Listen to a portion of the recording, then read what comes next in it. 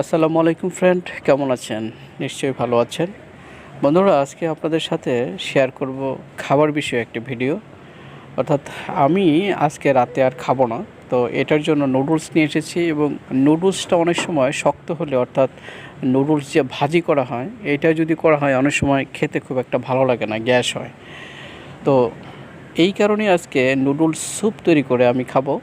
তো এইটার ভিডিওটাই আজকে আপনাদের সাথে শেয়ার করব। তবে আজকের নুডলস রেসিপিটা একেবারেই সাধারণ, বলতে গেলে ব্যাচেলারদের জন্য বেস্ট একটা রেসিপি, অথবা গরিব মানুষের জন্য, আমরা যারা ব্যাচেলার থাকি তাদের জন্য এটা হচ্ছে একটা বেস্ট একটা রেসিপি। অবশ্য নুডলসটা আমি রান্না করিনি, আমার কলিগ সে রান্না করেছে আর আমি সেটা দেখে আজকে আমি শিখলাম। তো প্রথমে যেটা হলো, গরম পানি করা হয়েছে।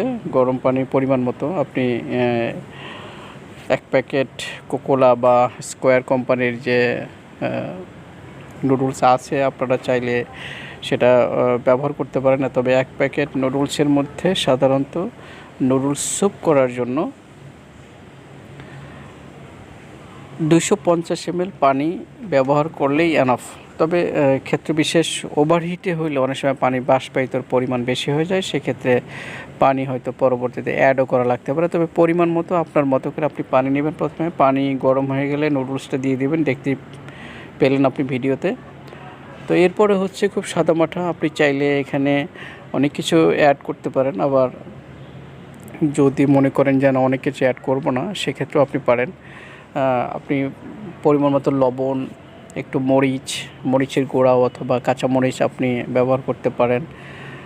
এরপর হচ্ছে আপনি টমেটো সস ব্যবহার করতে পারেন, চাইলে আপনি গোশত ব্যবহার করতে পারেন, চাইলে আপনি ডিমও ব্যবহার করতে পারেন, চাইলে আপনি উভয়টাই ব্যবহার করতে পারেন। তবে আপনার স্বাদ বা রুচির উপর ভিন্ন করে। আমি আজকে করব হচ্ছে ডিম দিয়ে।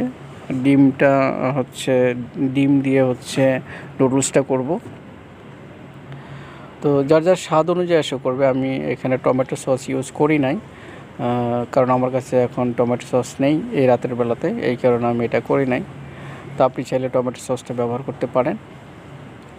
পরিমাণ মতো লবণ আমি আমার মতো করে দিলাম। কিছুক্ষণ লাড়ার পরে আপনারা দেখতেই পাচ্ছেন যে একটু যাতে লেগে না যায়, যেন চুলার আঁচটা একটু কমানো হয়েছে, অর্থাৎ আগুনের হিট একটু কমানো হয়েছে। একটু খেয়াল করে, পানিটা একটু কম হয়ে গেছে, আর একটু পানি অ্যাড করতে হবে। এরপর হচ্ছে ডিমটা হচ্ছে একটা কাপের মধ্যে নিয়ে এটা ফিডিং করে, অর্থাৎ এটা গুলিয়ে তারপরে এখানে দিতে হবে। তবে নুডলস আপনি যাই কিছু ব্যবহার করেন না, কারণ এটা আলাদা পানির সাথে বা বাইরে থেকে গুলিয়ে তারপর হচ্ছে ভালো করে মিশিয়ে তারপর নুডলসের ওপরে দিতে হবে। তাহলে হয় কি, যখন গরম পানিতে দিবেন তখন এটা মানে শক্ত হবে না। তো এই সময় চুলার আঁচটা একটু কমই থাকবে, তা না হলে তো আসলে অতিরিক্ত হিটে পুড়ে যাওয়ার সম্ভাবনা থাকে। এদিক থেকে আপনারা খেয়াল করবেন, অথবা কড়াইয়ের নিচে লেগে যেতে পারে। এভাবে কিছুক্ষণ রেখে, অর্থাৎ অল্প আছে একটু সিদ্ধ করে আপনি নামিয়ে নিতে পারবেন। অলরেডি কিন্তু আমাদের নুডলস রেসিপিটা হয়েই গেছে। মাত্র 5 মিনিটে নুডলস রান্না হয়ে যায়। নুডলস কিন্তু খুব বেশি সময় ধরে রান্না করতে হয় না।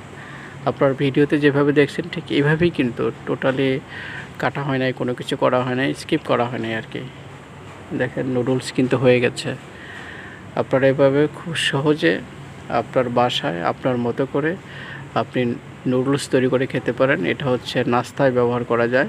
তবে এই নুডলসটা খেলে কিন্তু আপনার তেমন কোনো গ্যাসের অসুবিধা হবে না। আর ভাজা নুডলস যেটা হয়তো এটা স্পাইসি হয় অনেক বেশি, ওটা কিন্তু অনেক সময় গ্যাস হয়।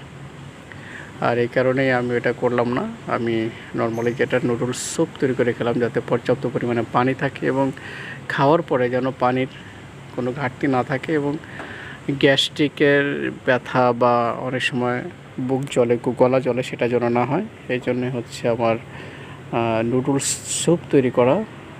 অতটা স্পাইসি না হলেও, অতটা টেস্টি না হলেও স্বাস্থ্যসম্মত আর কি। বন্ধুরা, আয়োজনের একেবারে শেষ পর্যায়ে চলে এসেছি, আপনারা অবশ্যই সেটা বুঝতে পেরেছেন। তো আপনারা যদি এই ধরনের রেসিপি আরও চান, কমেন্ট করে জানাবেন। আমি চেষ্টা করব অন্য রেসিপি, যারা ব্যাচেলর লাইফ লিড করেন অর্থাৎ আমরা যারা ব্যাচেলার থাকে ঢাকাতে তাদের জন্য কিছু টিপস থাকে এবং তাদের কিছু শর্টকাট রান্নাবান্না থাকে, যেগুলি আমরা সাধারণত ব্যাচেলার যারা থাকি তারা সাধারণত করে থাকি। তো এই ছিল আমাদের আজকের আয়োজন। দেখা হবে পরবর্তীতে ভিন্ন কোনো বিষয়, ভিন্ন কোনো আয়োজনে।